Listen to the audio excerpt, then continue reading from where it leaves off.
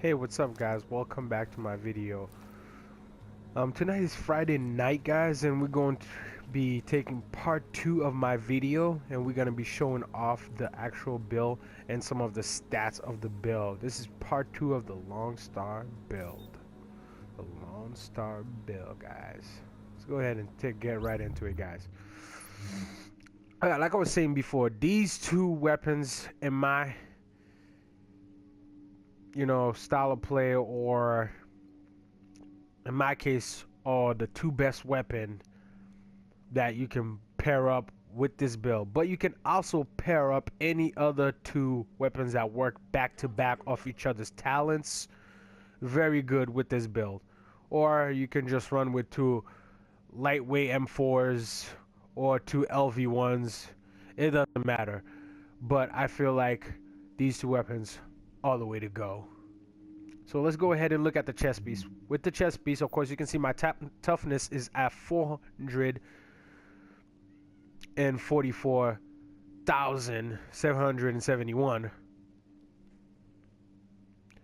And you can see my firearms is at, well, my primary firearm at 288,542.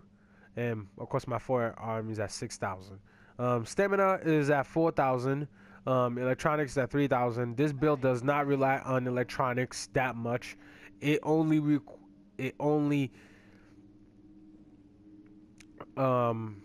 was I gonna say again? I lost my train of thought. Sorry. Oh yeah, it only needs firearm and toughness. No electronics for this build, guys. So all you relying on mostly is just stamina, firearms. All right, let's go right into the chest piece. Like I was saying, chest piece, you're gonna need health on chest piece, and everything else is gonna be firearms. So on the chest piece, let's go ahead and look at some of the things that very simple things really. You got health, increased kill XPs. It works good. Like I said, it's a PvE build. It works really good if you guys need to farm real fast and get these loot caches really quick. So you're gonna need increased kill XP on there, and health on kill too. It's a great way, even if it's just 4% health on kill. All of it, I'm gonna show you guys, it's gonna stack up, so you get 4% health on kill. Very simple stuff. Of course, you guys already know the Lone Star layout, LMG damage, shotgun damage, ammo capacity. You guys got the whole deal with that. All right, so with the mask, we're gonna go ahead right into the mask, guys. As you guys can see, the masks have skill power, because like I said, it's not a skill build. It's mostly toughness and firearm build. So you're gonna need skill power somewhere. So I figure, hey, with the mask, skill power, pretty good for the mask. You can't really get health on it, which I don't think you can, but don't quote me on that. So yeah, I got skill power on that. I got disrupt resistance as a minor, but it just came with it. I didn't really touch it at all. But yeah, you're gonna need those pieces to be classified to get the most use out of them. Even though I don't have the full complete set, I am planning to get the full complete set right now. I have a sentry piece on there. It works just as well, just as good. All you need to do on there is actually need firearms on it, and that's it really. Holster, of course, you guys know you get all three attribute, and of course I have health on holster because there's nothing else you should be getting a holster. Now the gloves, I could run with a Savage glove, but I ended up getting a nice Lone Star glove. Very high freaking firearms on there, and I got SMG damage on it, enemy armor damage, and health on kill. So that worked out very good. Nothing much I had to rework on there. I think I reworked just firearms to get it really high.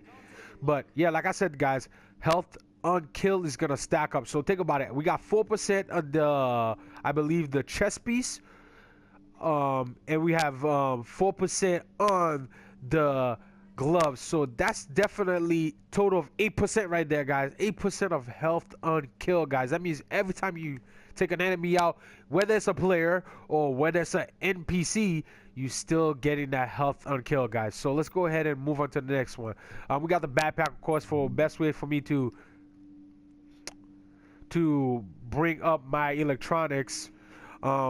or skill power was for me to get specialized backpack, and it works great. I got specialized backpack. On top of that, I got electronics on it, and I got skill power on it. So basically, that's where all my skill power coming from. So you guys don't have to feel like your first aid is not doing much, or your heal when you proc it, it's not doing much for you guys. So yeah. So that's what I got on the backpack. So let's go ahead and move on to the cream of the crop, guys. So you guys just saw that I believe chest piece have health on kill. Backpack, no, it doesn't have health on kill. Gloves, I'm sorry, glove have health on kill. Not so much for this, but so now we know that we got health on kill on gloves and chest. Let's go ahead right into the guns. Now the guns, the talents I'm running. Of course, I'm running air and Hilda, or Hilda air, however you want to say it, after and before, or first and last. So of course I got responsive because these are freaking submachine guns, or SMGs, guys, SMGs. So I got responsive. I'm always gonna be up in the enemy's face, always in the enemy's face, taking damage, dishing out damage. Adapt. I'm a big believer on auto talents in video games. What I mean by auto talents, I'm talking about whenever you do something and the game rewards you for doing it. For instance, when you roll, we all know rolling in a video game is very OP'd.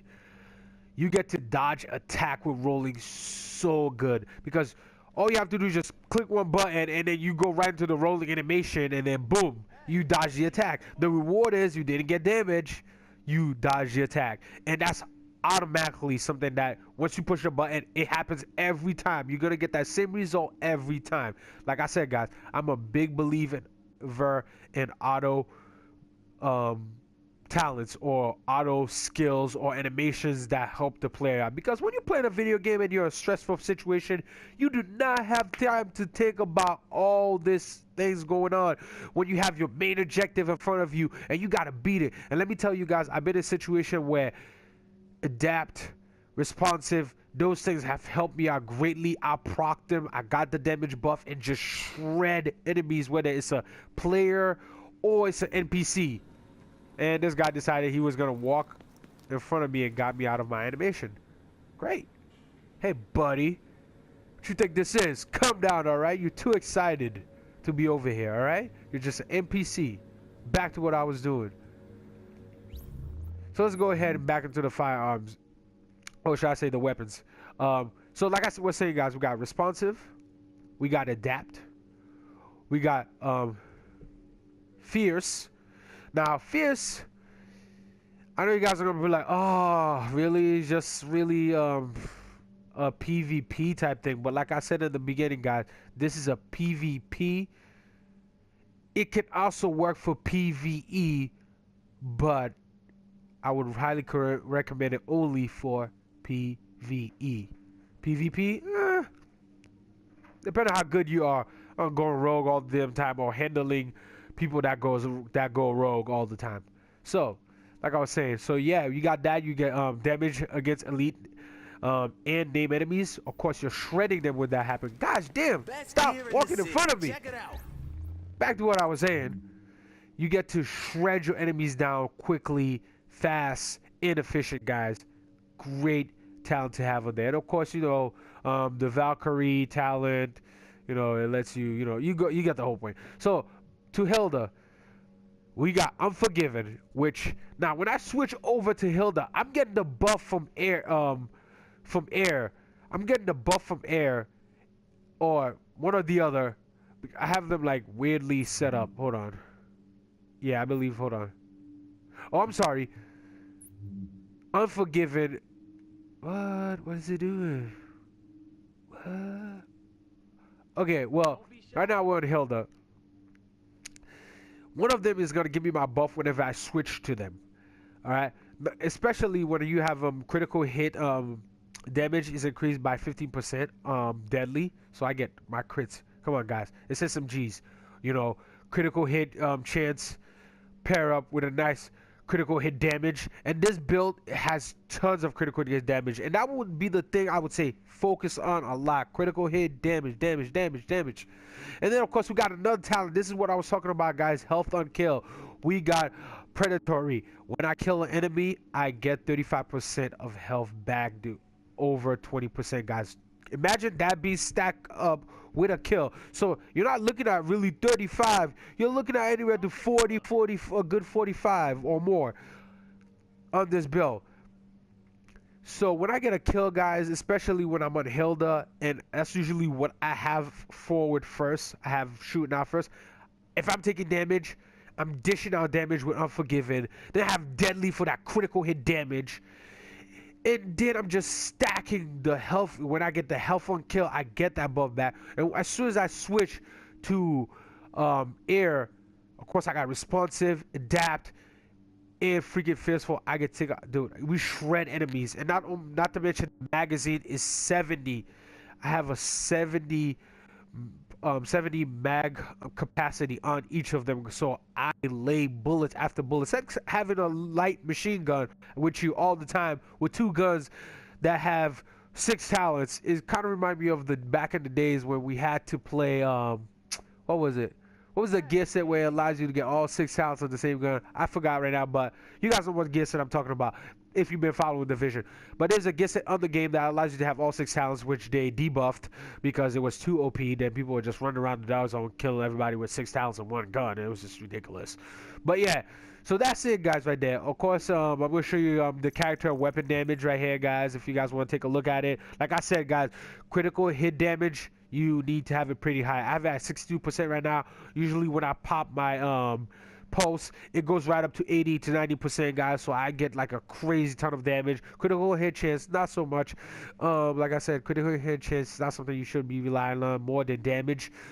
So yeah, headshot damage, we didn't really focus on the headshot damage, guys. What else? Stability, we have SMGs are really very stable at close range. It's usually when you get far away, they become very unstable. But like I said, guys, you're going to be up close and personal on every front. So you got the toughness for it. You got the firepower for it. So it should be rare coincidence, like coincidental points where you should be far away from your enemy, or a situation where you'd had to be far away from your enemy. I don't see that really happening, but you don't have to really worry about stability. Of course, we are not PC players out here. We playing on little joysticks. So no matter how much stability you stack on there, you're still gonna have a problem with our 2 little thumbs moving the little tiny joysticks. Not saying that I don't have great aim. Go see my first video, part 1. You'll see the aim is real. The aim is serious. Lit. But back to this. For anybody who wants to see health on kill, like I said, you see that, guys, it's stocked up pretty well. Health on kill, I got 8%. I can probably go more, but like I said, you don't need more than 8%. 8% may seem like a small number, but if you know how to do math percentage wise, this is a pretty decent health on kill for what I can, bring into the game. Enemy armor damage, I'm not worried about it because I've killed enemy names with one of my talents, name enemies, and boss enemies. So I'm not really worried about that. Threats, my threat is very high. It's at 42. You could probably get it higher than that. But I would say you're on the front line. You don't need that much threat. You don't need to increase the percentage of your threat, really, because you're already in the front of the enemy's face. If they see you, they're gonna go after you. So you don't need to raise your threat up that high. Skill power, of course, I said my skill power is completely bull crap. I have skill haste. Skill haste, definitely gonna need some skill haste, guys. I know it's very low on this, 3%. I could do better. But yes, you definitely gonna need skill haste, guys. Skill haste is very good, especially when your skill power is very low and you need those skill back really quickly to get them to activate and adapt, and also to get that pulse in really quick to do damage, guys. Damage. Survivability, I can survive pretty well, really. My survivability, health regeneration is pretty high. I can get a pretty beefy health regeneration back, especially some of the things I have is first aid heals on myself. So whenever I jam a first aid into my character, or it goes into that little animation, I get a pretty good chunk of health back, guys. Um, exploration. All right, well, guys. You guys just saw the build, guys. It's a great build, guys. I hope you guys go out and give it a try. Have some fun with it, guys. Um, tell me what you guys think about it in the comment section, guys. Um, my page is a upcoming page right now, guys. We're gonna be featuring more games. Don't be shy. Any type of games you guys want to see that you want to just check out yourself, but you don't want to go out and get it. Go ahead and leave something in the comment. I'll check out the game. I'll give a nice video on the game, review on the game, guys, and then let you know if the guy's a good game or is a game worth looking at, guys. Like I said, I'm an upcoming channel, guys. Linear Visions, guys. Go ahead and give a good subscription to my channel, guys. A good like. And I hope you guys enjoy your day, guys. Linear Vision Gaming out, guys. Before I go, guys, the next video build is gonna be about Final Measure. So stick around for Final Measure, guys. I know it doesn't look like a great build, but if you read the classified version of it, you get buff from grenades. And for PvE build, strictly PvE build, I'm not recommending this at all for PvP, guys. It's rare that players use grenades, guys. It's rare that players chuck grenades at you. But for a good PvP build, PvE build, I should say, a good PvE build, this can work really good, especially with the grenades and the buffs you get from the grenade. And I believe in somewhere it says your group. Yes, it does say that. It said all your group members within 30 meters get the buffs. So I would say this is a build that's gonna work really well, guys, when you lay back. You're not a running gunner, just lay back, but you're raising your threat up so high, your threat level up so high that the enemy starts focusing on you and going after you. So they're chucking grenade at your direction, which in turn gives your whole team the buff. And then staying around them all the time. 30 meters, that's pretty much a big wide area, especially if you're doing a lot of PvP. We do a lot of PvP in closed rooms. Rarely we're outside running around and stuff like that. But yes, you're gonna get a ton of buff from this gear set. A lot of people don't run around with it, but I think it's a pretty decent set if you use it only strictly for PvE, guys. Once again, guys, PvE. So that's all I wanted to let you guys know, guys. I forgot to mention that. That's our next build right there. Final Measure, guys. That's going to be our next build right here. Classified version, of course. We're going to strive to get all the pieces this time instead of having just all the pieces. So yeah, guys. I hope you enjoy, guys.